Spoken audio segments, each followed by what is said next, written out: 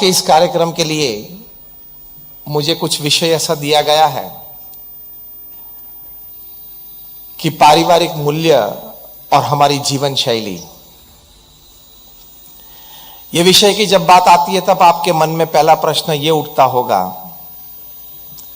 कि ये तो साधु है, ये तो संत है और पारिवारिक मूल्य के बारे में किस प्रकार की बात करेंगे और पहले तो कर पाएंगे या नहीं, और अगर करी भी तो भी इनको इस विषय पे बोलने का अधिकार है कि नहीं, क्योंकि हम तो परिवार छोड़ के आए हैं, हमारा अपना तो कोई परिवार है नहीं।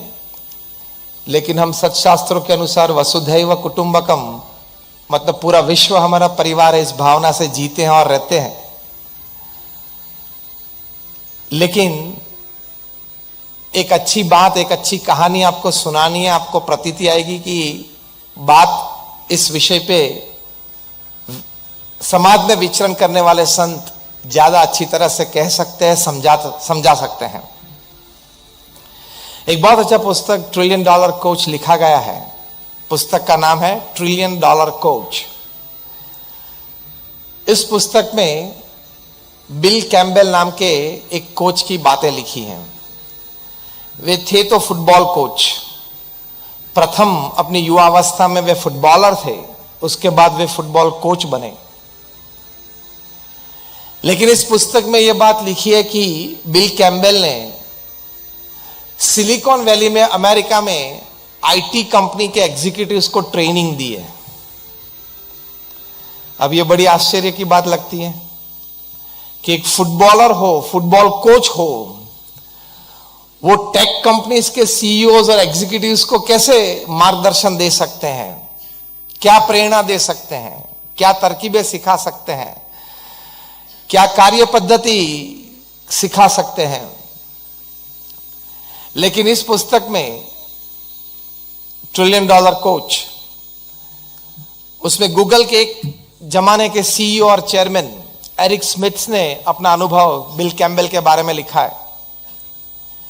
गूगल कंपनी के senior vice president of products Jonathan Rosenberg, उन्होंने अपना अनुभव बिल कैम्पबेल के बारे में लिखा है। इस पुस्तक में लिखा है कि बिल कैम्पबेल एक फुटबॉल कोच होने के नाते भी उन्होंने गूगल कंपनी के मालिक लैरी पेज को ट्रेन किया है और ऐसे कई सीनियर एग्जीक्यूटिव्स को ट्रेन किया है। उन्होंने फुटबॉल कोच होने के नाते भी एप्पल कंपनी के सीईओ और चेयरमैन और को फाउंडर स्टीव जॉब्स को ट्रेन किया है। तो ये बड़ी आश्चर्य की बात है कि एक फुटबॉलर, एक फुटबॉल कोच टेक कंपनीज के सीईओ और चेयरमैन और एग्जीक्यूटिव्स को क्या ट्रेनिंग देते होंगे, क्या कोचिंग देते होंगे, क्या सिखाते होंगे। क्योंकि वास्तव में तो दो फील्ड अलग रहते हैं। फुटबॉल एक अलग बात है, टेक कंपनी चलाना एक अलग बात है। लेकिन इसमें ये दोनों प्रतिष्ठित व्यक्तियों ने, एरिक स्मिथ जो सीईओ और चेयरमैन थे गूगल के एक जमाने में, और जोनाथन रोजनबर्ग जो सीनियर वाइस प्रेसिडेंट प्रोडक्ट्स थे, उन्होंने बात लिखी है कि बिल कैम्पबेल के साथ काम करते हुए हमें एक बात का पता चला, that to coach somebody, to advise somebody, you don't need to know the strategy of the company,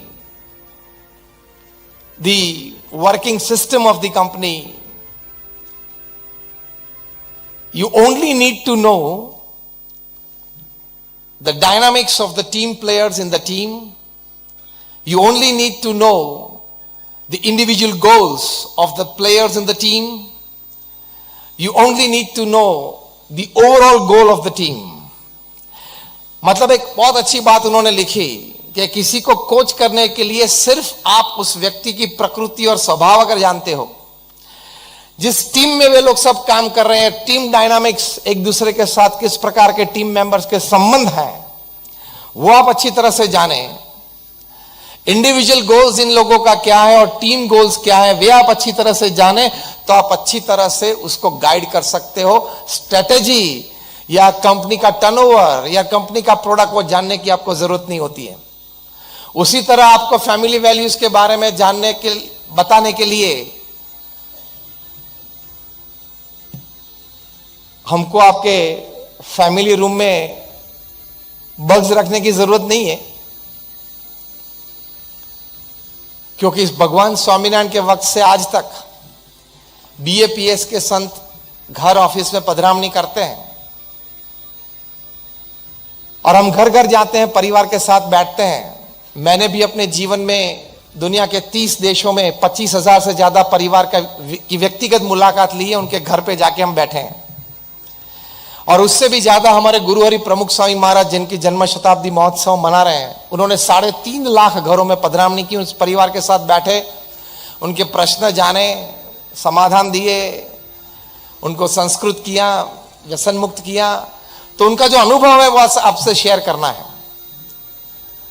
तो एक टीम डायनामिक्स जानना तो अच्छी तरह से एडवाइस कर सकते हैं, कोच कर सकते हैं। तो फैमिली वैल्यूज की जब बात आती है तो आज समाज में 3 प्रकार के फैमिलीज हैं। एक है जॉइंट फैमिली, मतलब 3 जनरेशन साथ में रहते हैं, उसका लाभ बहुत है। बच्चों को मतलब पोते पोती को संस्कार अच्छी तरह से दे पाते हैं दादा दादी। जब कोई भी परिवारजन घर पे आते हैं बाहर से, तो दादा दादी घर पे होते हैं तो एक अपनापन महसूस होता है। और दादा दादी की गोद में बैठ के छोटे बच्चे हमारी महान भारतीय संस्कृति के बारे में रामायण महाभारत श्रवण प्रहलाद नचिकेता ध्रुव की बातें सुन सकते हैं। तो शिक्षण के साथ संस्कार मिलता है, क्योंकि बाहर तो वो डिफिकल्ट है। बाहर तो ग गणपति का नहीं चलेगा, गधे का चलेगा। क्योंकि if you decide to put Ganpati का then you are saffronising education, it is not a secular trend. ये सब बातें आ जाएगी, ये डिफिकल्ट आ जाएगी, क्योंकि सेक्युलरिज्म का अर्थ गलत तरीके से पेश किया गया है। Secularism is not know religion, secularism is every religion is good and good. वो इसका अर्थ है। हर धर्म अच्छा है, उसकी सीख अच्छी है, लेकिन हम ये मानते हैं कि सेक्युलरिज्म, आज की जो जनरेशन है जो कॉलेज गोइंग है, स्कूल गोइंग है, तो ये मानते हैं secularism, see that's no religion. तो उनकी समझ में फेर है। समझ में क्या फर्क है? Secularism means all religions are good, they are great, they preach well, you follow the instructions and you can be a good human being. तो जॉइंट फैमिली में ये एक लाभ रहता है। दूसरे प्रकार का जो फैमिली है वो है न्यूक्लियर फैमिली। हम सभी साइंस पढ़े, हमें पता है एटम क्या है। एटम में एक प्रोटॉन होता है, एक इलेक्ट्रॉन होता है, एक न्यूट्रॉन होता है। प्रोटॉन पॉजिटिव चार्ज है, अपनी ऑर्बिट में घूमता है। इलेक्ट्रॉन नेगेटिव चार्ज है, वो अपनी ऑर्बिट में घूमता है। और बीच में न्यूट्रॉन छोटा सा बैठा है, उसके पास कोई चार्ज नहीं है, कोई मूवमेंट नहीं है। तो आज की परिस्थिति बड़े शहरों में ये न्यूक्लियर फैमिली की आ गई। पिताजी प्रोटॉन है, अपना चार्ज है, बिजनेस है, घूमते रहते हैं। माता जी है, वो इलेक्ट्रॉन है, उसका अपना चार्ज है, सोशल किटी पार्टी ये वो चलता रहता है। और बेचारा छोटा सा लड़का न्यूट्रॉन है, उसके पास कोई चार्ज नहीं है, कोई अथॉरिटी नहीं है, बीच में बैठा रहता है, उसके पास कोई मूवमेंट नहीं है। और आपको पता है ना, हम सब फिजिक्स पढ़े हैं, केमिस्ट्री पढ़े हैं, तो उसमें न्यूट्रॉन बीच में बैठा है, इलेक्ट्रॉन प्रोटॉन उसके आजू बाजू में ही घूमते हैं, लेकिन नजदीक नहीं आते। उसी तरह छोटे बच्चे को ये होता है कि प्रोटॉन इलेक्ट्रॉन घूमते रहते हैं, माता पिता आजू बाजू ही होते हैं, लेकिन पर्सनल टाइम नहीं देते हैं। यह आज की वास्तविकता है। और ये न्यूक्लियर फैमिली की ये व्यवस्था में आपका सांगली शहर भी शामिल है। ये न्यूक्लियर फैमिली में तीसरे प्रकार का फैमिली है, वो बहुत डेंजरस फैमिली है, उसको बोलते हैं wired family. Everybody in the family is wired to their gadgets, not to the family member. इसको बोलते हैं वायर्ड फैमिली। गैजेट के प्रति ज्यादा प्यार है, गैजेट के प्रति ज्यादा समय देते हैं। ज्यादा प्यार है इसलिए बोल रहा हूं क्योंकि ज्यादा समय देते हो, दैट ऑटोमेटिकली प्रूव्स के ज्यादा प्यार है। As simple as that. Agree with me और नॉट? हाथ तो कम ऊंचा करेंगे क्योंकि आपके छाती पे गोली चल रही है। तो ये वायर्ड फैमिली होता है।